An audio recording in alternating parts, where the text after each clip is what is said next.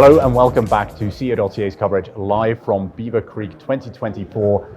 The conference is bustling and I'm excited today to be joined by Michael Rowley, President and CEO of Stillwater Critical Minerals. Michael, how are you finding the conference so far? It's been excellent. Thank you. Glad to be back. And let's get right into it. Can you tell us maybe 30 seconds or less, the elevator pitch? Tell us a bit more about Stillwater. Sure. We're advancing the next phase of critical mineral supply from an iconic American district. We have 1.6 billion pounds of battery metals, 3.8 million ounces PGMs in gold. And we're doing this beside the highest grade palladium to platinum deposit in the world. We share the Stillwater igneous complex with Sibanye-Stillwater, and they're producing mines in a district that has produced critical minerals for the US reaching back over 100 years. So we're very excited to advance this and bring these Platte Reef models from South Africa to what is the equivalent in Montana. Great, thank you very much for that overview. A few points that I'm going to pick up on in a couple of minutes, but maybe we can start with that polymetallic blending. You talked about, you previously described it as an internally hedged blend of commodities. Can you tell us maybe what are you seeing on site there, and what's the significance of the minerals that you're exploring for it as it relates to your critical mineral policy? Sure.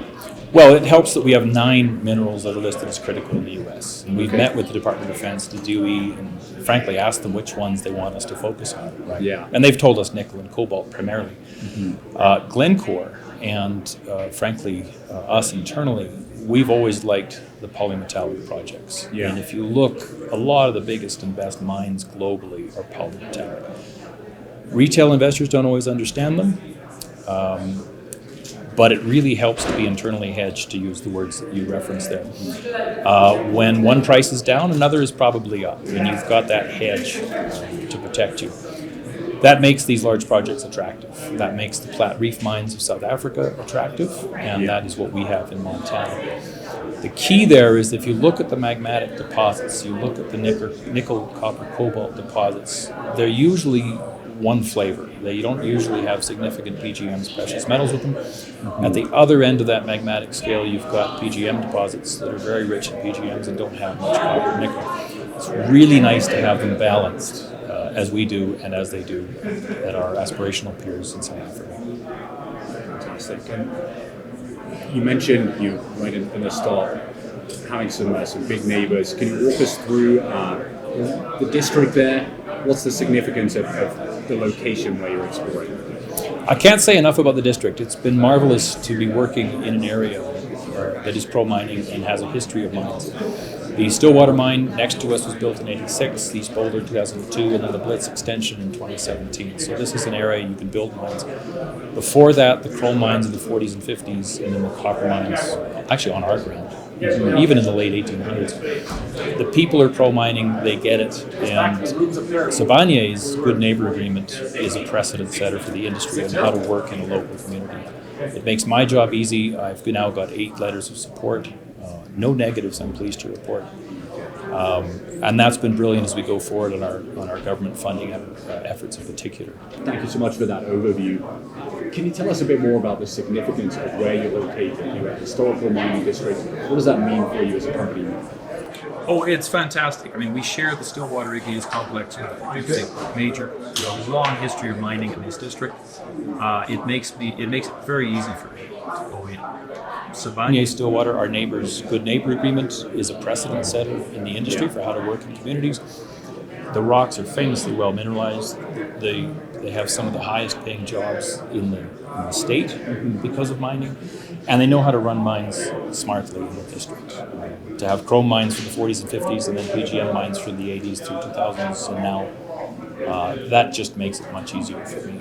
We're obviously bringing in bigger mining models with that South African parallel, and that we see as being the next phase. But it certainly speeds the process.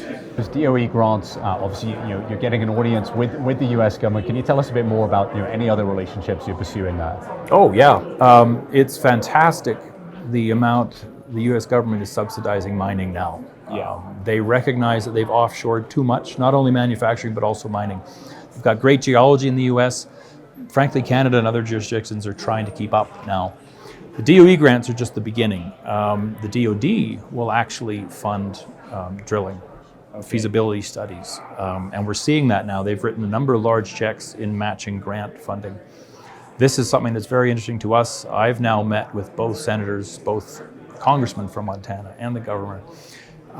This is something that we're pursuing, and I look forward to reporting more on. But it's very real, the work the U.S. government is doing to secure domestic supply chains of the commodities identified as critical. Yeah, I mean, excellent to see them walking the walk after talking the talk for some time. That's right. Yeah. I guess just to wrap up, can you tell us over the next 6 months or so, what can investors expect in terms of major catalyst news flow from Stillwater?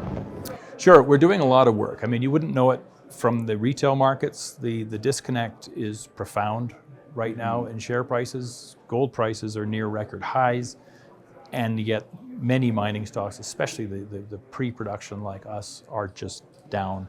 Yeah. Very hard time. We're funded, and we're doing good work, and it's important for people to remember the scale of what we're on to, the team we have, Ivanhoe personnel, Glencore on board, Glencore on the board, as well as, this is going the right direction. Next catalysts, we're working on a resource update. We drilled. That's driven by our geology model, which is something very exciting to us, and the geophysical survey that we're doing right now also adds to that geology model. This is significant because this is the first time the lower Stillwater complex has been mapped in this detail. And you saw a teaser of that in a news release a couple of months ago now, where we did the Chrome Mountain block showing that 800-meter thick peridotite zone. That spans 32 kilometers. This is a big and well-mineralized system. That model is driving the updated resource estimate, and it's driving, we now have continuity across that whole span of lower Stillwater complex. That's a breakthrough. News on non-core assets, and then updates on government funding as well. Those are the big catalysts over the next 2 quarters. Fantastic. Well, sounds like there's lots of exciting news in store. Michael, thank you so much for joining us today. Thank you. Good to see you.